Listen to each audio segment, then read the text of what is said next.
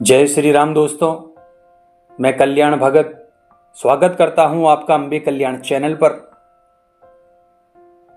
दोस्तों, आज की वीडियो में हम बात करेंगे पूजा पाठ और साधना में होने वाले उन अनुभवों के बारे में जो एक भगत के मन में डर पैदा कर देते हैं और उन्हें साधना के क्षेत्र में आगे बढ़ने से रोकते हैं। दोस्तों, पूजा पाठ और साधना के दौरान जब ये अनुभव होते हैं तो कई व्यक्तियों के मन में एक संशय पैदा हो जाता है, एक भय पैदा हो जाता है कि क्या उनकी साधना में या पूजा पाठ में क्या उनसे कोई गलती हो रही है या फिर कोई नकारात्मक शक्ति या ऊर्जा उनके आसपास है जो उन्हें इस भक्ति मार्ग में आगे बढ़ने से रोक रही है। तो आज की वीडियो में हम इसी महत्वपूर्ण विषय पर बात करेंगे। तो सबसे पहले दोस्तों हम जानेंगे कि इन अनुभवों के पीछे का कारण क्या है और उसके बाद बात करेंगे कि किस प्रकार के डरावने अनुभव व्यक्ति को होते हैं और इसका समाधान क्या है। दोस्तों, हमारे आसपास और इस पूरे ब्रह्मांड में पॉजिटिव और नेगेटिव शक्तियां मौजूद है। जहां सकारात्मक ऊर्जा आपको हर प्रकार से मदद करती है, उसी प्रकार से नकारात्मक शक्तियां आपको आध्यात्मिक मार्ग में, साधना के मार्ग में आगे बढ़ने से रोकती है। और दोस्तों, ये नेगेटिव शक्तियां आपके आसपास भी मौजूद रहती है और कई बार आपके शरीर में भी प्रवेश कर जाती है। अब दोस्तों, ये शरीर में प्रवेश किस तरह से करती है? दोस्तों, जब आपका ऑरा कमजोर होता है, दोस्तों जो लोग पूजा पाठ नहीं करते और ईश्वर की शरण में नहीं है, उनका ऑरा कमजोर होता है और नकारात्मक ऊर्जा यानी नेगेटिव एनर्जी उन पर जल्दी हावी हो जाती है। और जब ऐसा व्यक्ति पूजा पाठ या साधना या मंत्र जाप करना शुरू करता है तो यह नकारात्मक ऊर्जा उसके अंदर उत्पात मचाने लगती है। इसका दूसरा कारण है दोस्तों हमारे प्रारब्ध के संचित कर्म, जिनके आधार पर हमारी जो आगे की आध्यात्मिक यात्रा है वो निर्धारित होती है। दोस्तों, पिछले जन्म के जो हमारे पाप कर्म होते हैं उनकी वजह से भी हम इस जन्म में आध्यात्मिक मार्ग में आगे नहीं बढ़ पाते। बहुत सारे अवरोध हमारे आध्यात्मिक मार्ग में आते हैं जिसके चलते व्यक्ति भक्ति मार्ग से, साधना मार्ग से भटक जाता है, विचलित हो जाता है। दोस्तों, अब बात करते हैं कि इसके क्या लक्षण है, क्या अनुभव है। तो दोस्तों, इसका सबसे पहला लक्षण है कई व्यक्तियों को अपने स्वयं का शरीर भारी लगता है। शरीर में पीड़ा होती है, सर भारी होता है, कंधे भारी होते हैं, जी मचलाता है और कई लोगों को छाती पर यानी अपने हृदय पर एक बोझ सा महसूस होता है। सोते वक्त ऐसा लगता है जैसे कोई व्यक्ति उसकी छाती को दबा रहा है। व्यक्ति को घुटन सी महसूस होने लगती है। इसके अलावा दोस्तों पैरों में भारीपन लगता है, पूजा में व्यक्ति का मन नहीं लगता। तो इस प्रकार के लक्षण एक व्यक्ति के अंदर प्रकट होते हैं जब कोई नकारात्मक शक्ति व्यक्ति के आसपास मौजूद होती है, व्यक्ति के ऊपर हावी होती है। पूजा पाठ के बाद कई लोगों को बहुत थकान महसूस होती है। व्यक्ति जब पूजा पाठ करता है या मंत्र जाप करता है तो कुछ ही देर के बाद उसका उठने का मन नहीं करता, उसका उठने का मन करता है, पूजा पाठ को छोड़ने का मन करता है। इसके साथ ही दोस्तों स्त्रियों को कमर के नीचे या कमर के आसपास पेन होता है और ये प्रमुख लक्षण है जो बताते हैं कि आपको आपकी पूजा पाठ से, साधना से कोई नकारात्मक शक्ति है जो रोक रही है। दोस्तों, नकारात्मक शक्ति का काम ही पीड़ा देना है। जब व्यक्ति मंत्र जाप करता है, साधना करता है तो नकारात्मक शक्ति को बेचैनी महसूस होती है और वो इन सब चीजों को रोकने के लिए हमें और हमारे शरीर को तकलीफ देती है, पीड़ा देती है। इसके अलावा दोस्तों कई बार व्यक्ति को डरावने सपने दिखाई देते हैं। जैसे स्वप्न में दिखाई देगा कि कोई व्यक्ति आपका पीछा कर रहा है, डरावनी आकृतियां या परछाइयां आपको दिखाई देगी। सपने में आपका दम घुटने लगेगा, गंदे गंदे दृश्य आपको दिखाई देंगे। तो कई बार इस प्रकार के अनुभव भी आपको होते हैं जब आप भक्ति मार्ग या साधना मार्ग पर चल रहे होते हैं। इसके अलावा दोस्तों हमारे कई जन्मों के संचित कर्म, संचित संस्कार जो हमारे अंदर होते हैं और जब हम ईश्वर का नाम लेते हैं, पूजा पाठ करते हैं, साधना करते हैं और जब दिव्य ऊर्जा हमारे शरीर के अंदर प्रवेश करती है तो हमारे अंदर जो नकारात्मक एनर्जी यानी नकारात्मक ऊर्जा छिपी हुई है वो बेचैन होने लगती है। तो इस प्रकार के शारीरिक अनुभव हमें होते हैं, क्योंकि दोस्तों शरीर ही एक माध्यम है इन चीजों को अनुभव करने का।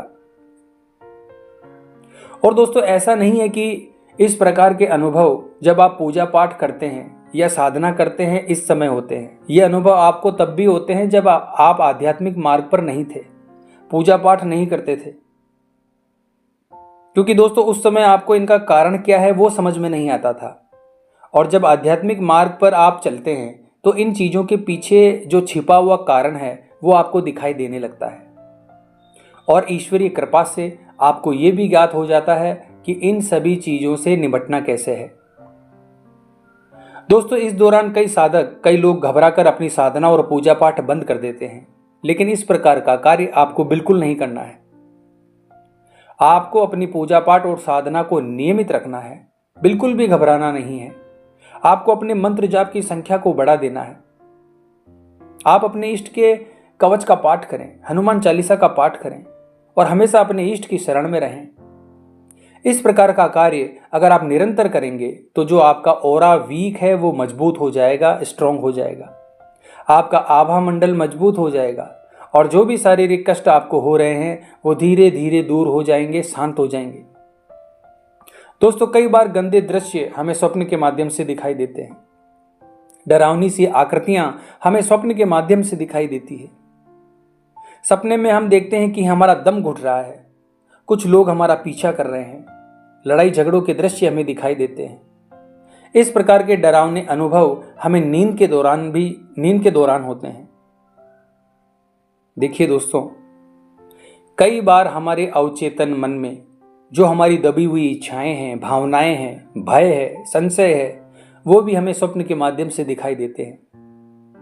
दोस्तों कई बार ये स्वप्न हमारे अतीत की यादों से भी जुड़े हो सकते हैं और कई बार ये स्वप्न हमारे भविष्य के बारे में भी हमको बताते हैं।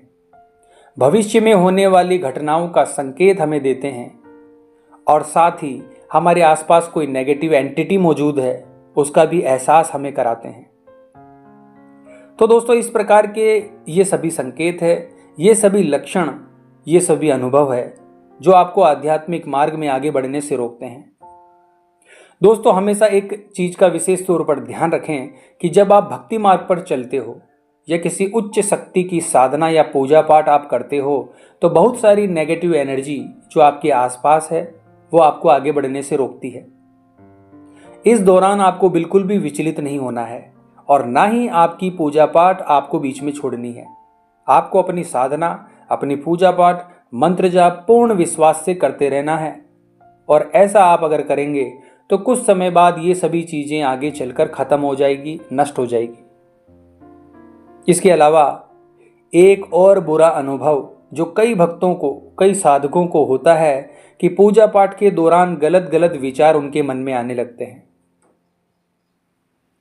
दोस्तों नॉर्मल तरीके से ये विचार उनके हृदय में, उनके मन में नहीं चलते, पर जैसे ही वो मंत्र जाप करने के लिए या पूजा पाठ करने के लिए बैठते हैं, ध्यान लगाने के लिए बैठते हैं, तो ये नकारात्मक विचार, गंदे विचार, अश्लील विचार उनके मन में चलने लगते हैं।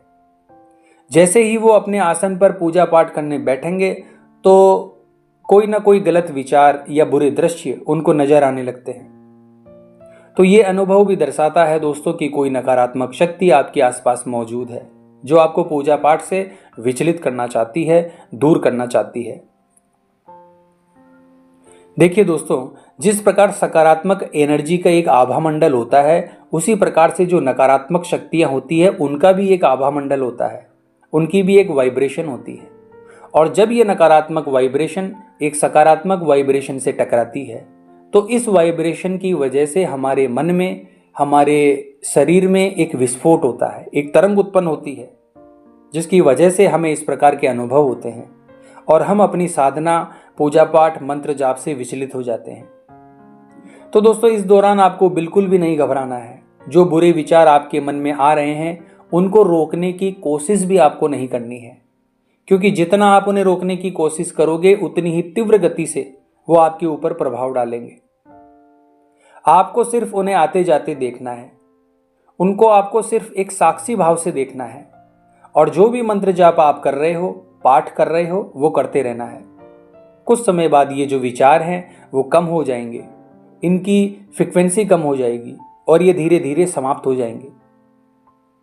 इसके अलावा दोस्तों, किसी भी प्रकार के नकारात्मक स्थानों पर जाने से आप बचें। जो नेगेटिव एनर्जी वाले लोग होते हैं उनसे दूर रहें। विशेषकर नए साधक जिनका ऑरा अभी डेवलप नहीं हुआ है, मजबूत नहीं हुआ है, इनको तो इन चीज़ों का विशेष तौर पर ध्यान रखना है।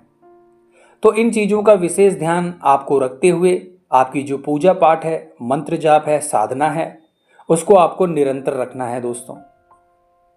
तो उम्मीद करता हूं आज की ये जानकारी आपके लिए उपयोगी साबित होगी। तो कमेंट बॉक्स में हर हर महादेव जरूर लिखे दोस्तों। ईश्वर का नाम है, प्रत्येक व्यक्ति को लेना चाहिए। तो मिलते हैं इसी प्रकार की अगली वीडियो के माध्यम से। जय मां अम्बे, जय श्री कल्याण।